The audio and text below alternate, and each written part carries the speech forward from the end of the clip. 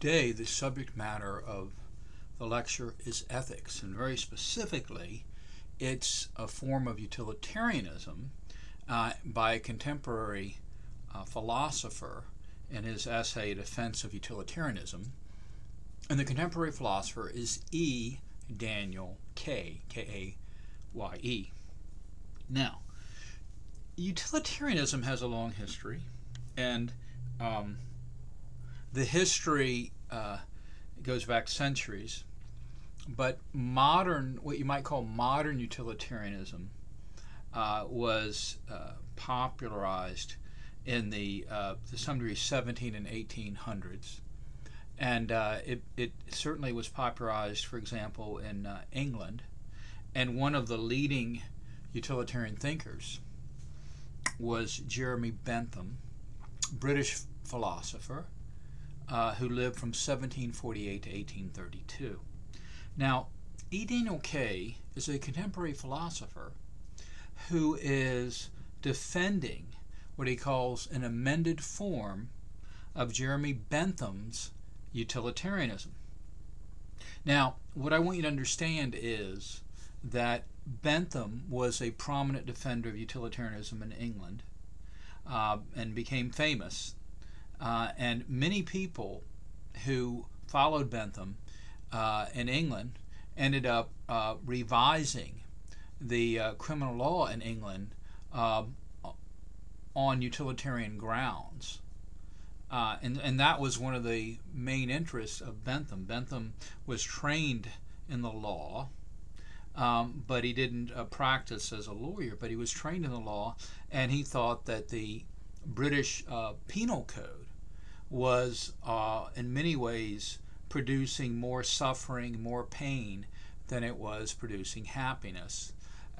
So let's talk about, E. Daniel Kaye, but we need also to talk about Bentham, because E. Daniel Kaye is going out of his way to defend, as I say, an amended, what he regards as a revised and improved version of Jeremy Bentham's utilitarianism.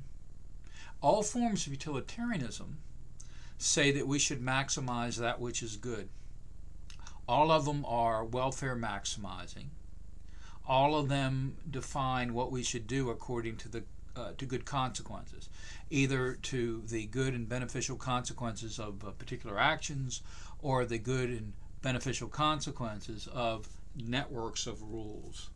We're not going to go into all of that right now, but I do want to talk about E. Daniel Kaye and how he is defending Jeremy Bentham's utilitarianism with a slight twist. And I can tell you that right now, what the twist, I say slight twist, the main difference, it seems, between Bentham's version of utilitarianism and E. Daniel Kaye's version is that Bentham said we should maximize pleasure. Okay, Kaye says we should maximize pleasure, but unlike Bentham, Kaye believes that pleasures can be distinguished in quality and not just quantity. In other words, Kaye is of the mind that some pleasures are higher than others. That is, maybe intellectual pleasures, psychological pleasures, and he says perhaps even spiritual pleasures are higher than, let's say, purely physical pleasures. That's a position that Bentham rejected. According to Bentham, pleasures don't admit of qualitative differences. But anyway, I'll go into that in a little bit. But okay, so here's what's happening. Kaye first often quotes from Bentham, and then he says, well, this is Bentham's way of describing things isn't always the easiest to understand, so let me try to clarify. So he quotes from Bentham. Bentham says, and this is quoted in our book, nature has placed mankind under the governance of two sovereign masters, pain and pleasure. It is for them alone to point out what we ought to do, as well as to determine what we shall do. On the one hand, the standard of right and wrong. On the other, the chain of causes and effects are fastened to their throne. They govern us in all we do, in all we say, in all we think. Every effort we can make to throw off our subjection will serve but to demonstrate and confirm it. In words, a man may pretend to abjure their empire, in other words, renounce or reject their empire, but in reality, he will remain subject to it all the while. The principle of utility recognizes the subjection. Okay. Now, when Bentham is saying we are in the governance of pain and pleasure, part of what he means is that we are so constituted that we will normally seek out that which is satisfying or pleasurable to us and avoid that which is painful, and that we're more or less programmed to do this quite naturally. Okay. Now, but of course Bentham believes that yes, we do this typically as individuals, but we need to be more enlightened about it. And Bentham says what we need to be concerned about is not only our own pleasure, but that of others. And then what we should do is to try to maximize pleasure, creating the greatest good for the greatest number. And I'm sure you've heard that expression, that the idea of creating the greatest good for the greatest number. Again, utilitarianism is welfare maximizing, happiness maximizing, pleasure maximizing. Okay, so let's look at Bentham's version of utilitarianism. Bentham represented what I call, or not just what I call, but what is called by professional philosophers, classical utilitarianism. Classical utilitarianism really asserts two propositions principally. First, pleasure is the only thing intrinsically or inherently good, which is to say the only thing good in and of itself. And second, what we should do is to maximize the net pleasure. That is to say, the amount of pleasure we create minus any pain or suffering. You can imagine if you're doing something that affects a number of people, some people may be better off or feel their lives contain more pleasure as a result of what you're doing. Some people could be barely better off, or maybe they're just almost neutrally affected. And then there could be other people who are worse off. So the idea of utilitarianism is that we should maximize that which is good. Classical utilitarianism says we should maximize pleasure. Now, sometimes the classical utilitarians would say happiness, and they would use the terms pleasure and happiness interchangeably. Another really super important classical utilitarian is John Stuart Mill. And John Stuart Mill lived from 1806 to 1873. He was influenced by Bentham. Mill's father was friends with Bentham, and John Stuart Mill was reared as a utilitarian by his father. His father had an enormous effect on his son. His father's name was James Mill. But anyway, I don't want to go into all that detail, but I will say this. I will say that while Jeremy Bentham did not believe that pleasures can differ in quantity, Mill did. Quality. Bentham said they can differ only in quantity. I misspoke. Whereas Mill believed that pleasures can differ in quantity and quality. So again, when you think of Bentham, think that pleasures can differ only in quantity. Why did Bentham believe this? Well, one of the propositions defining classical utilitarianism is the proposition that pleasure is the only thing intrinsically good or good in and of itself. Okay. Now, according to Bentham, if someone really believes that, then that person has no business preferring one pleasure to another and saying one's better than another unless that person is talking quantity. Because he says once you say, this is Bentham, that some pleasures are better than others but not for quantitative reasons, then what you're doing is you're introducing some standard of value that's independent of pleasure. And he thought that that was inconsistent. So Bentham was at great pains to talk about all the ways in which pleasures can differ from one another, but all of them are quantitative. And I'll get into that later. But now, so here we have Bentham giving the what he thinks we should do. They're saying that pleasure is central, that normally we're trying to get more pleasure for ourselves and avoid pain. But what Bentham wanted us to do is he wanted us to be educated in such a way that we're concerned not only to increase the pleasure for ourselves, and even for those that we care about, friends and family, but also for people generally. And in fact, with Bentham and some other utilitarians, And you even get the idea that we should be concerned with all sentient beings. In other words, non-human animals, to the extent that they can suffer pain, are also appropriate objects of a moral concern. And interestingly, many contemporary utilitarians believe that, are vegetarians. Many of them think that we should be kinder to animals and we shouldn't eat them, and that we should and that they are appropriate objects of moral concern. And some utilitarians even hold that animals have moral rights. But in any event, now, so here's what goes on with Kaye. He goes, and he's quoting from Bentham: "By the principle of utility is meant that principle which approves or disapproves of every action whatsoever according to the tendency which it appears to have to augment or diminish the happiness of the party whose interest is in question, or, what is the same thing, to promote or to oppose that happiness." He says Bentham, this is Kaye, his formulation is confusing. And then he goes, here's what he says. He says basically what Bentham is saying is, first, an action is to be approved of if it tends to increase the happiness of anyone affected by it. And second, an action is to be disapproved of if it tends to decrease the happiness of anyone affected by it. Bentham believes that this holds not only in cases where the party whose interest is in question is an individual, but also in cases where it's the community. Okay, so again, now the question is, can this admit of direct proof, the principle that we should maximize pleasure or happiness? And then, in a way, it's supposed to be an ultimate principle. And so the question is, the answer may be, maybe it won't admit of direct proof because it's an ultimate. And then here's what he has to say. That is, here's what Kaye has to say. Let's take a principle from another area, or actually a set of principles, which plays a comparable role to the role of the principle of utility it plays in Bentham's theory. In other words, the principle of utility maximize, Bentham say maximize pleasure, but you could say create the greatest balance of good over evil. In classical utilitarianism, it would be pleasure over pain. Okay? So here's what Kaye says.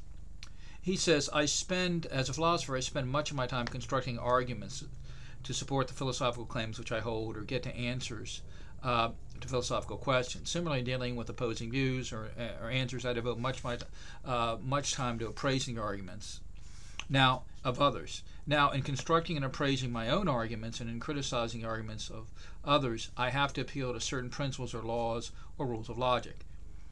There are many such principles, but for convenience, let us designate them by L, capital L. Now, suppose that I am appraising, say, 4 arguments, whether my own or those of others, and I say that arguments 1 and 4 are correct or valid arguments, whereas arguments 2 and 3 are incorrect or invalid. I arrive at those conclusions by appealing to L, or some subset of L. Another way of saying that is I prove the conclusion of arguments 1 and 4 by showing that they are deduced validly from the premises on behalf of conclusions. Similarly, I disapprove, or at least do not accept, the conclusions of arguments 2 and 3 by showing that the conclusions are not validly deducible from the premises put forth for those conclusions. Now, suppose someone said to me, well, you prove the conclusions of 1 and 1 and 4 by appealing to L, and you rejected the arguments of 2 and 3 by appealing to L. Now, where's your proof of L? I would have to reply, but this is not a plausible question or acceptable request. We prove other propositions by L, the laws of logic, but we cannot prove the laws of logic by other propositions because all the other ones presuppose L. Nor can we prove the laws of logic by means of themselves, for this would be begging the question. But even if we could prove L, it would not help. Suppose that we could prove or deduce the principles of logic L from some other set of statements K, then how would we prove K? By something else, presumably, J, presumably. But then how can we prove J? The question here is indefinitely self-repeating. We are caught in an infinite regress. Besides, how could we prove anything except by means of the principles of logic? These are themselves the very principles of proof. Okay, so he's saying that if the principle of utility is just maximize what's good, is an ultimate principle, then on some level you can't prove it by anything else. Okay, so what does he do? Here's what Kaye does. He goes, here's what Bentham does. Bentham says, let's look at the principle of utility, it says maximize what's good, and for classical utilitarians, maximize pleasure, the net pleasure, the amount of pleasure created minus any pain. It says, okay, let's look at competing principles, ultimate principles, and if the principle of utility is superior, we have reasons for supporting that and rejecting the other two. Well, the problem with this sort of reasoning is it'll work only to the extent that one considers all other plausible alternative theories. And what's happening is Bentham is looking at just two others, and admittedly these two others are not very promising, but they don't seem to exhaust the field of competitive theories or principles. So anyway, so let's look at this. Bentham looks at, and again, Kaye's explaining this, looks at other principles. One principle he looks at, and I'm going to discuss that first, the principle of asceticism. It's asceticism. It's asceticism. Asceticism is the practice of self-denial, right? Ascetics, that can be a noun, or someone, you could be a religious person like a monk, or you could say a monk is leading an ascetic lifestyle. The monk is denying himself various pleasures, the pleasures of luxurious food, the pleasures of alcohol, let's say, the pleasures of sex. I mean, one could go on and on. So monks are supposed to be ascetic. They're supposed to be self-denying when it comes to various pleasures. Okay, so, but what is the principle of asceticism according to Bentham? The principle of asceticism would be, in a sense, the antithesis or the direct opposite of the principle of utility. The principle of utility says maximize that which is pleasant, good, beneficial. And in the case of the classical utilitarian, maximize pleasure. So the antithesis of X would be maximize frustration. And that's pretty much what the principle of asceticism says. What it says, according to Bentham, is let's do the opposite of the principle of utility. Let's maximize frustration. Bentham says that if 10% of the population of the world were conscientiously trying to do that, that is to maximize frustration, the world would be even much more hellish than it is now. And he says that should be sufficient to condemn this principle. Okay? So Bentham says if you don't like the principle of utility, let's take its opposite, the principle of asceticism. Though, of course, hardly anybody I know of really believes that that's what people should be doing. Even monks who want to live in monasteries and want to deny themselves pleasure don't always, or even perhaps usually, think they have a duty to frustrate other people's pleasure. But rather the idea is the monk is getting fulfillment from serving God and from prayer and from reflection. But normally monks don't try to go out of their way to try to frustrate other people who may not exactly share their lifestyles. But in any event, okay, so he says, well, that we're taking the opposite of the principle of utility, and that seems to be really bad. Okay, but then he goes, let's look at something else. Let's look at what he calls the principle of sympathy and antipathy. Now, the principle of sympathy and antipathy is supposed to be an ultimate principle and somehow competitive with the principle of utility. And the principle of sympathy and antipathy says that some practice or action is right if it is generally approved of, and it's wrong if it's disapproved of. Well, the first question that arises is, first of all, approved of by whom?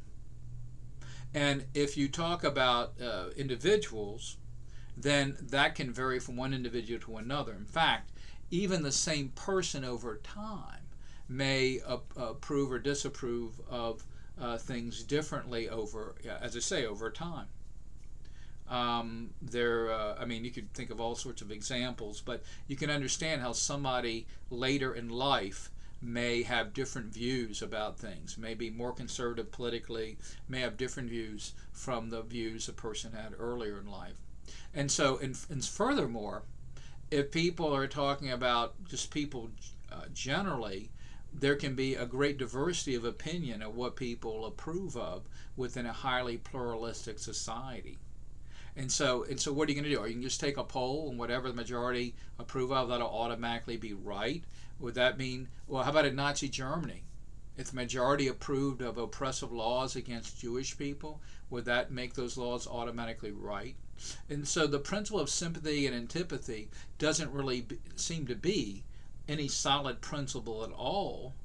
It seems to be very subjective relative to different voices, different points of view. And Bentham says that it really, the feeling of approval or disapproval cannot be an adequate reason for determining what's right or wrong. And here's what Kaye says: surely Bentham is correct. This, quote, principle, end quote, of sympathy and antipathy is not a genuine principle or rule or standard of conduct by which to make judgments of right and wrong, but the negation of one. It says, rather than looking for reasons for distinguishing right from wrong actions or asking about the likely consequences of our actions, just look inward and consult your feelings. Whatever you feel is right, and whatever you feel is wrong is wrong. This cannot be correct.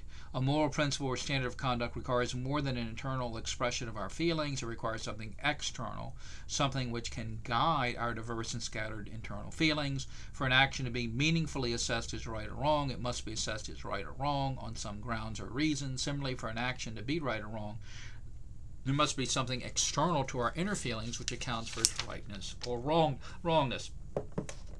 Okay, so you understand that. You understand that that's not an objective principle when you just say, well, just go by your feelings. The question is, what are your feelings based on? If somebody, I knew a woman who was my landlady, and she was elderly, and she was a very nice lady, but she had lived in the South all her life, and she had this idea that men and women and who are of different ethnicities, like whites and black people, should not date and certainly shouldn't marry, see? And she says, well, that may not even be right, but that's just how I was reared, and that's how I feel about it, right? But that doesn't show that that feeling is justified, that her attitude is justified. Her attitude that would promote racial segregation is satisfied.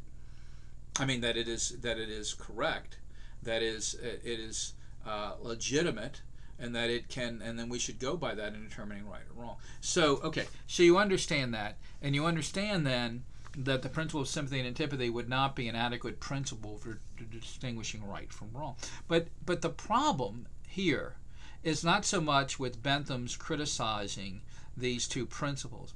The problem is that Bentham isn't really considering all the competitors to the principle of utility. I mean, for example, how about treat people the way you want to be treated, the golden rule. The golden rule seems to be superior to both these principles, that competitive principles that Kaye and Bentham are discussing. And so, see my point? So if you have a view that seems plausible, and then you show it's superior to some competitors, well, that's a good thing. But the fact of the matter is, unless you're showing it's superior to all plausible competitors, you haven't sufficiently proved that everyone should accept your principle. And of course, Kaye knows this. He knows that that Bentham hasn't shown that only the principle of utility is the principle that everyone should adopt. But of course, Kaye thinks it is. And okay, so now we look at some other stuff. And in this description of Bentham's view, Kaye talks about how Bentham distinguished pleasures. Again, he did this. He did all of this quantitatively. He said that some pleasures last longer than others. Some are more intense than others. Some you're more likely to create than others. They differed in the certainty with which they would be produced. Some you can enjoy now rather than later. Okay, some are purer than others. By that, in other words, some, if you're not careful, can lead to pain. In other words, think of it this way: certain pleasures think of it like this. if you like to read poetry, you could do that a number of times a day. But if you like to get drunk and you try to do that several times a day, that could end up in the short run giving you pleasure, but in the long run creating more pain, and also making it more difficult for you to create happiness and pleasure for others. But anyway, the point is that Bentham went out of his way to create what he called a kind of like a hedonic calculus, hedonic, Hedonic, a calculus of pleasure. And he thought that theoretically we could very roughly distinguish pleasures along these quantitative ways. Now, next, what happens is, by the way, I need to reemphasize this. Kaye thinks that Bentham's view of pleasure as being pleasures differing only quantitatively is incorrect. Kaye believes that pleasures certainly differ quantitatively, but they also can differ qualitatively. And he thinks that is a serious limitation to Bentham's theory, but he says, but you know what? I am not holding that. I think I have a better view, and that is I believe that pleasures can differ in quantity and quality. And here's what he says, because one of the objections that is made to Bentham's theory is that Bentham had too narrow a view of pleasure. And then here's what Kaye has to say. As to the charge that the appeal to pleasure and pain represent gross hedonism, in other words, hedonism being the pursuit of pleasure, I reply, if pleasure and pain are limited solely to physical pleasure and physical pain, then such a charge would be justified. And if Bentham did so equate them, this is a severe limitation to and justifiable criticism of his theory, but recall that the beginning, that is section 1, I said that my defense of utilitarianism would be a qualified, amended, and extended defense of Bentham's theory. So whatever Bentham may have held, I, at least, do not make this identification. In assessing the amount of pleasure or pain which an action is likely to produce, I do not limit pleasure to physical pleasure or pain to physical pain. We must also include in our assessment psychological and even intellectual and perhaps spiritual pleasures as well as the physical ones, and often these will deserve to be ranked highest when making our assessments. Now, one thing I'll say is Kaye doesn't tell us how to make these relative assessments of the value of pleasure, especially when he's talking about spiritual and psychological and intellectual pleasures. How do we measure this stuff? How do we do that? He doesn't really tell us, and that's one of the difficulties of even this, if you like, expanded view of Bentham's theory. But in any event, I don't want to go into detail there. Look at some other objections that people raise against this theory of utilitarianism as defended by Bentham. One objection is that this theory says the following: that it values pleasure too much. It values pleasure too much in deciding what is right and what is wrong. And here's what, and it values, talking about the consequences of pleasure too much. He goes, and this is on, again, a reply by Kaye. What can we appeal to other than pleasure and pain? If I'm questioned about a certain action I do, or have done or will do, I may be able to provide a reason which justifies my action. And if questioned again, I may in some circumstances be able to provide another reason. But ultimately, this chain of reasons must stop when I provide an answer in terms of pursuit of and of pleasure and avoidance of pain. For if pressed as to why I prefer the first and avoid the second, I can no longer justify or give any reason for my answer. Now, he says, David Hume. He mentions David Hume. David Hume was an eminent philosopher. He was Scottish. He lived from 1711 to 1776. He says, David Hume has demonstrated this nicely. Suppose you run across someone, Mortimer, who's exercising vigorously, and you wonder why he spends so much time and effort on it. Hume writes, ask a man why he uses exercise, he will answer, because he desires to keep his health.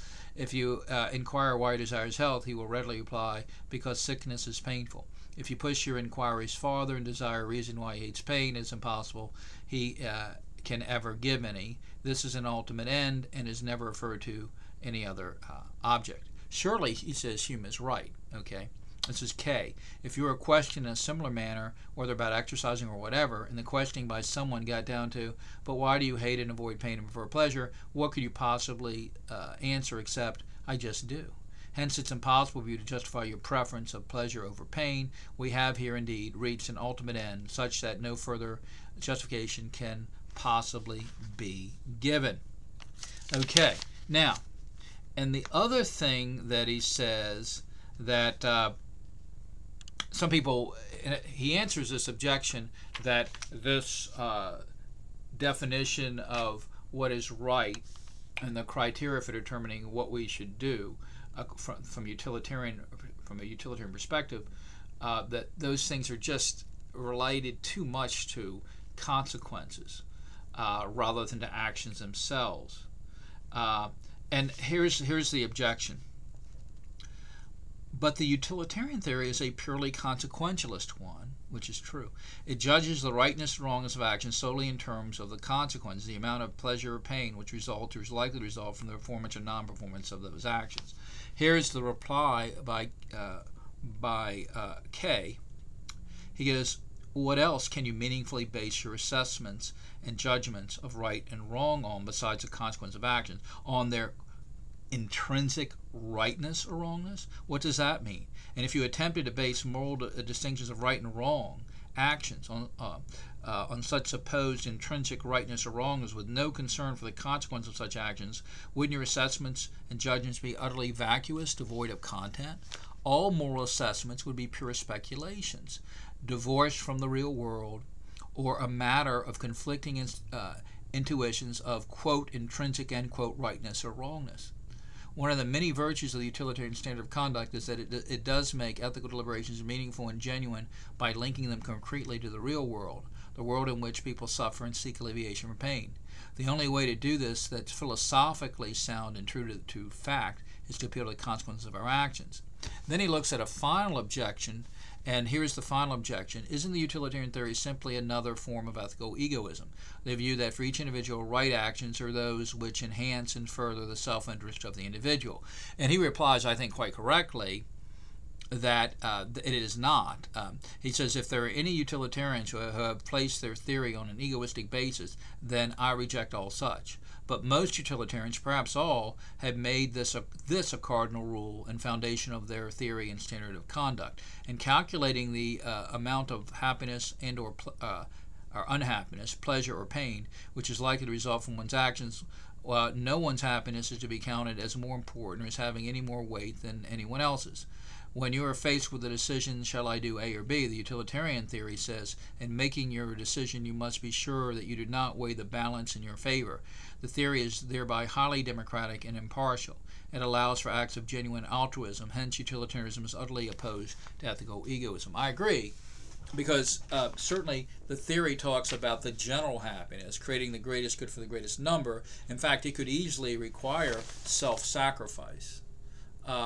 So in any event, I agree with that, with his view that the criticism doesn't hit its target. The criticism that utilitarianism is egoistic, that it says that everyone should maximize his or her own happiness. It doesn't say that. It says we should maximize a general happiness, creating the greatest good for the greatest number.